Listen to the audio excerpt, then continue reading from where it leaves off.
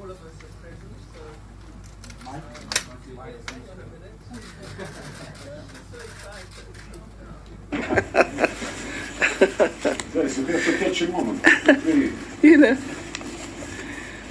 Well, allow me to begin, colleagues, with a few welcoming remarks. Your Excellency, Ambassador Vieira, Minister of Foreign Affairs of the Federative Republic of Brazil. Your Excellency, Minister Lavrov, Minister of Foreign Affairs of the Russian Federation. Your Excellency, Dr. Jaishankar, Minister of External Affairs of the Republic of India. And Your Excellency, Executive Vice Minister of Foreign Affairs of the People's Republic of China, Mr. Ma, BRICS Sherpas and Sous Sherpas, Excellencies, Ambassadors, senior officials, ladies and gentlemen. I'm really privileged to have the honor to welcome you to Cape Town, South Africa, for our meeting as BRICS Ministers of Foreign Affairs and International Relations. South Africa is honored to chair our BRICS partnership for the third time since we were invited to join BRICS in 2010. And this is a role that we take very seriously as we regard BRICS with great admiration and support. South Africa chairs BRICS this year under the theme BRICS and Africa, Partnership for Mutually Accelerated Growth, Sustainable Development, and Inclusive Multilateralism. Our vision of BRICS is for our partnership to provide global leadership in a world fractured by competition, geopolitical tension, inequality, and deteriorating global security. Archbishop Desmond Tutu once said, "We think of ourselves far too frequently as just individuals, separated from one another, whereas you are connected and what you do affects the whole world. When you do it well, it spreads out. It is for the whole of humanity." This is the essence of what South Africa refers to as Ubuntu, a humanist African philosophy that underlies our diplomacy as well as the BRICS principles of mutually beneficial South-South cooperation. Our vision of BRICS is for our partnership to drive inclusion of Africa and the global South in a more fair, just, and equitable world based on mutual respect and the equal sovereignty of nations. Our vision of BRICS sees our partnership as a catalyst for sustained and mutually beneficial global growth and sustainable development, one that responds to the needs and demands of the whole world and not just the privileged few. Our vision of BRICS reflects South Africa's principled position that we advance in partnership with others. We move forward with the African continent and the global South, and that no one must be left behind.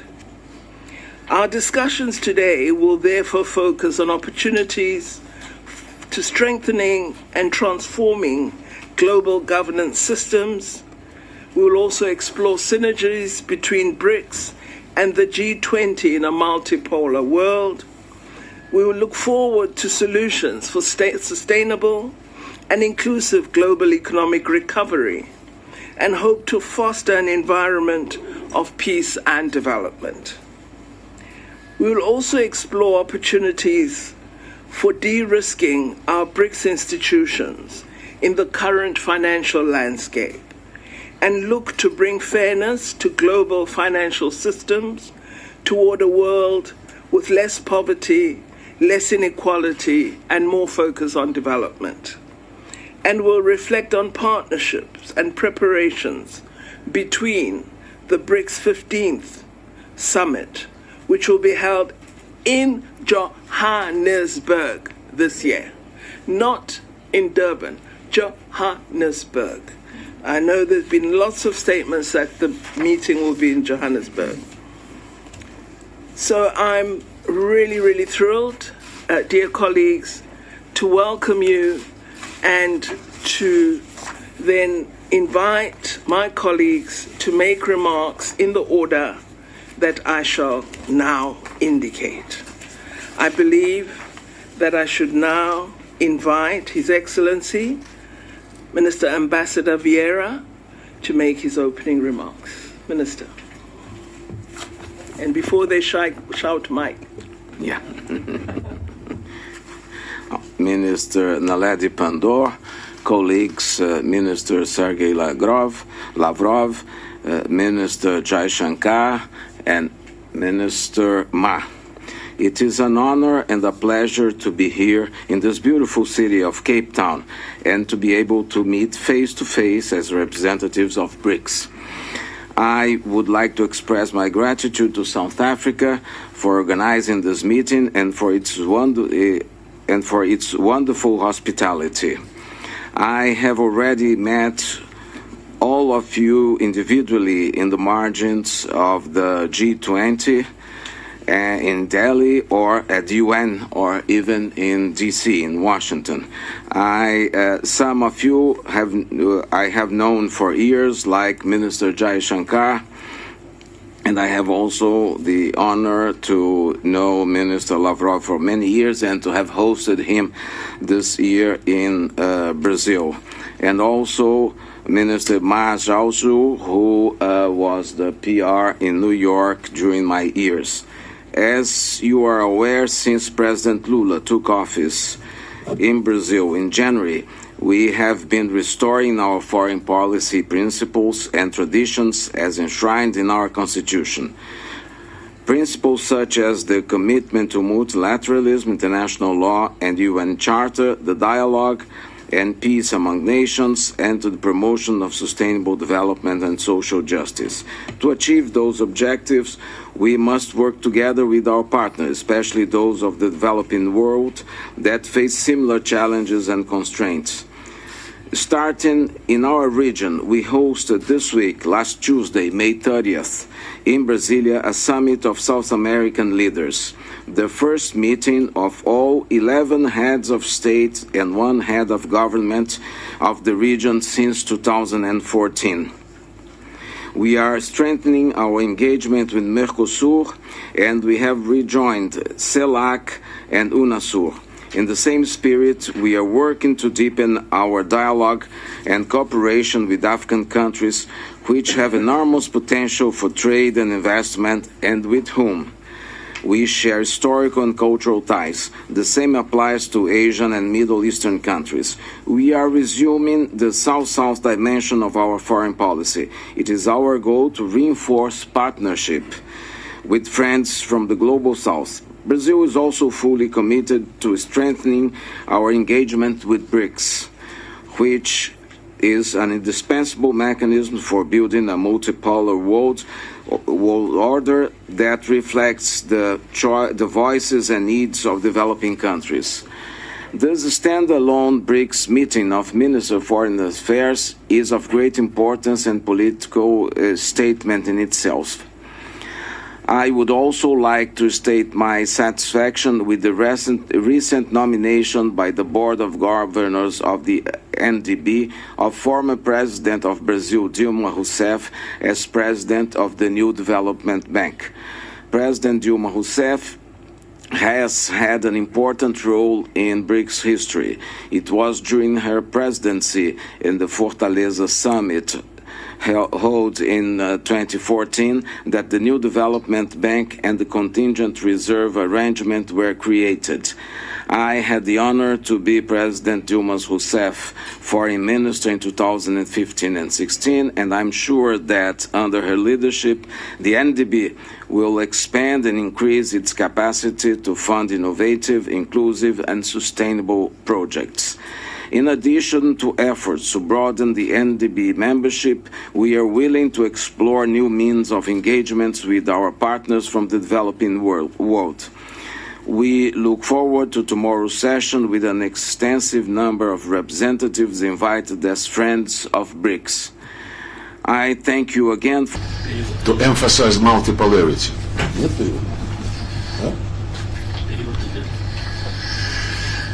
Уважаемая госпожа. Thank you very much, Your Excellency, Minister Vieira. Could I now invite Minister Lavrov to deliver his opening remarks? Honourable Minister. Спасибо. I'll speak in Russian. To emphasize multipolarity. Нет перевода?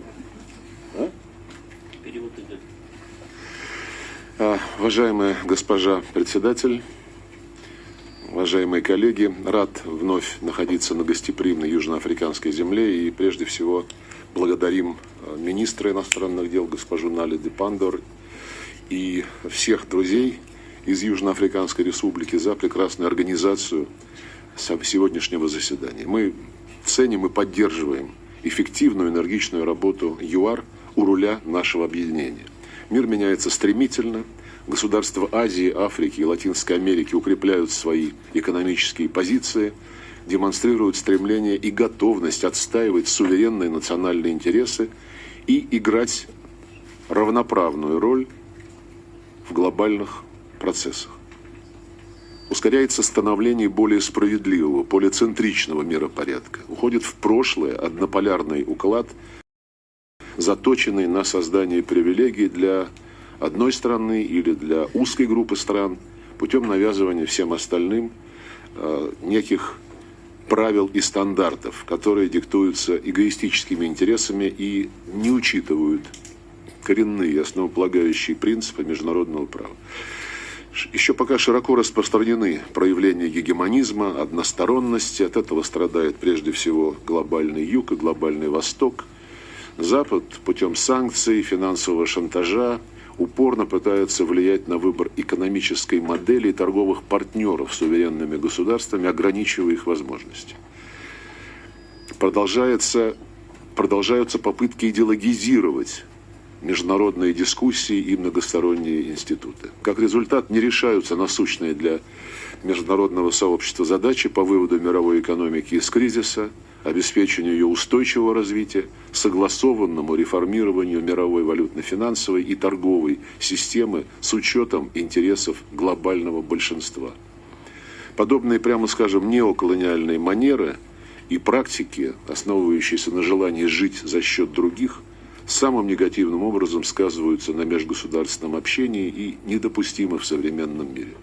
Убежден, что в текущих условиях роль БРИКС в содействии решению глобальных проблем должна только возрастать, тем более, что наше объединение остается примером подлинной многосторонности, инклюзивной, универсальной и недискриминационной. И в нынешних условиях, конечно же, пятерка продолжает выстраивать сотрудничество на основе взаимного уважения, принципов открытости, прагматизма и солидарности, консенсуса и преемственности.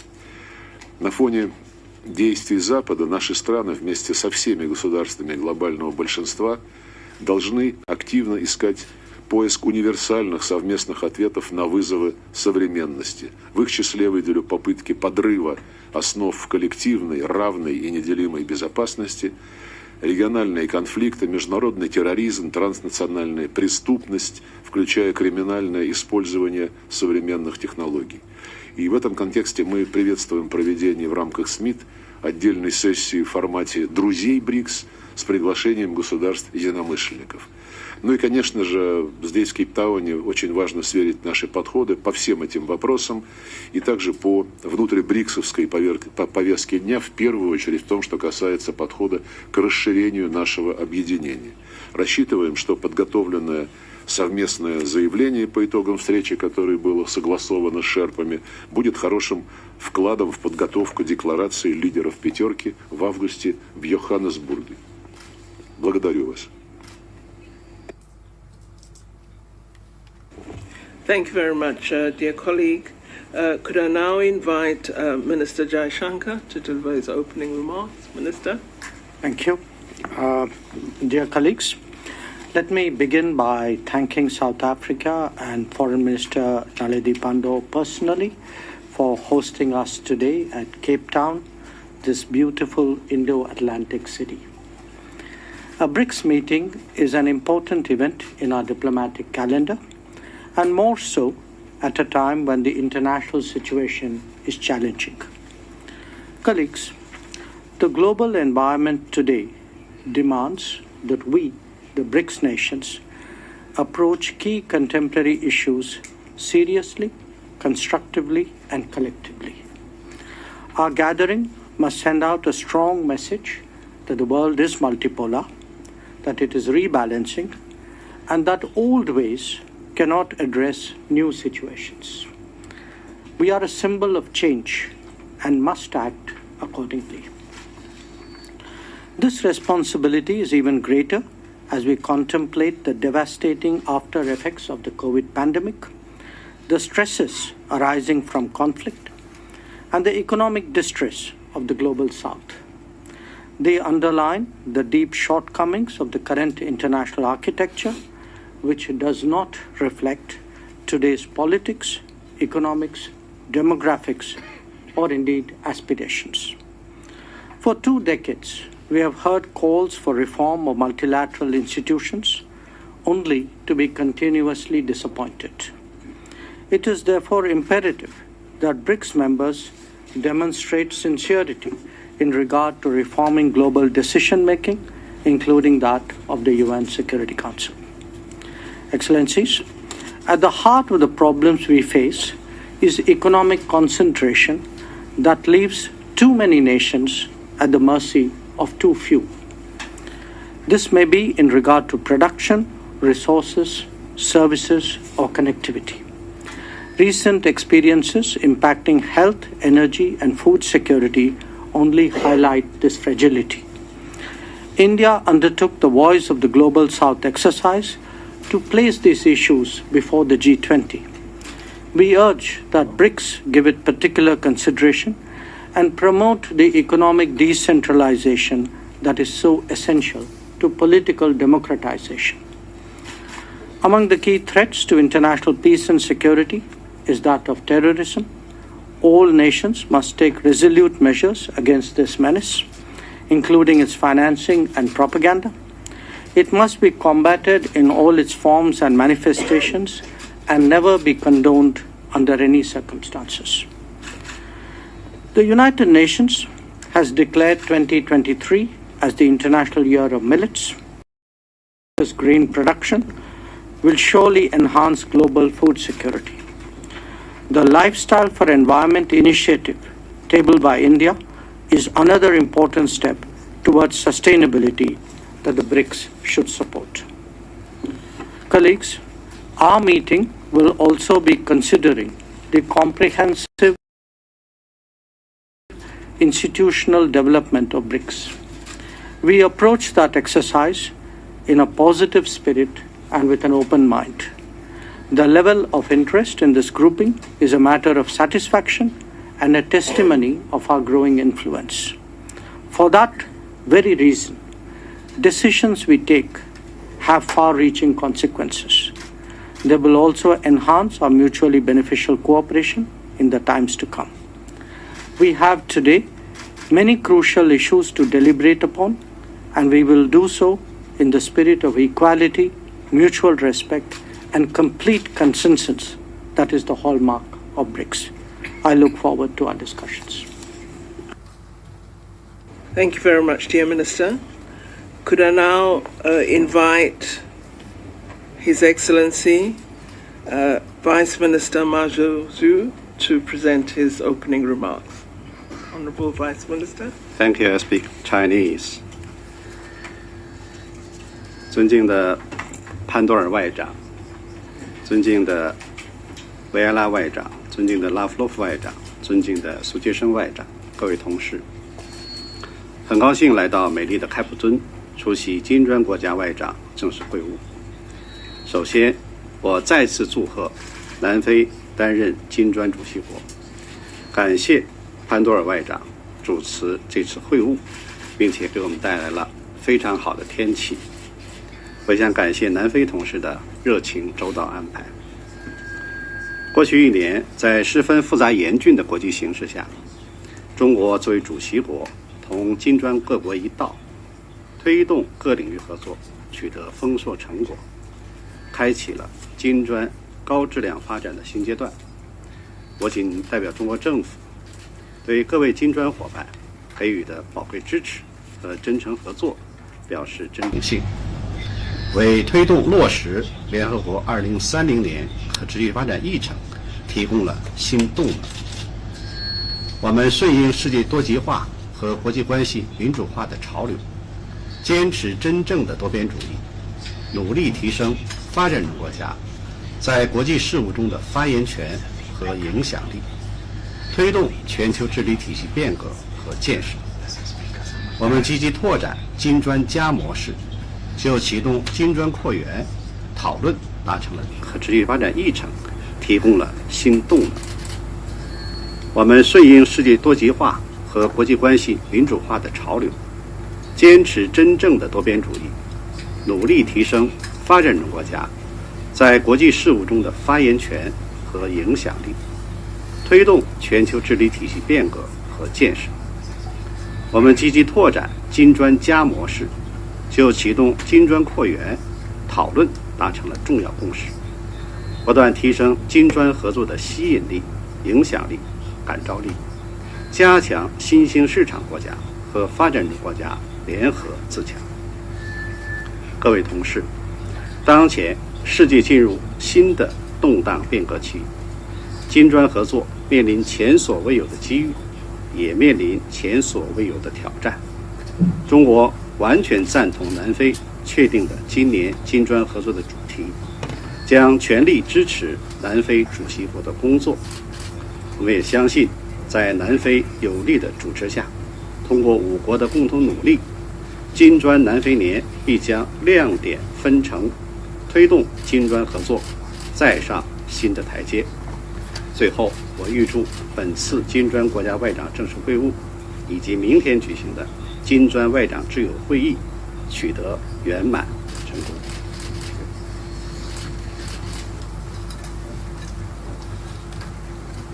Thank you once more, dear Minister, for your welcoming remarks, and may I thank all our colleagues for their opening remarks.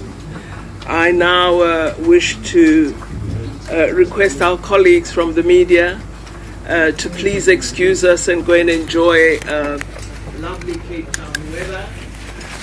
We thank you for being here, and we shall see you at a later time. Thank you very much. Let's go to meeting is Thank you. 5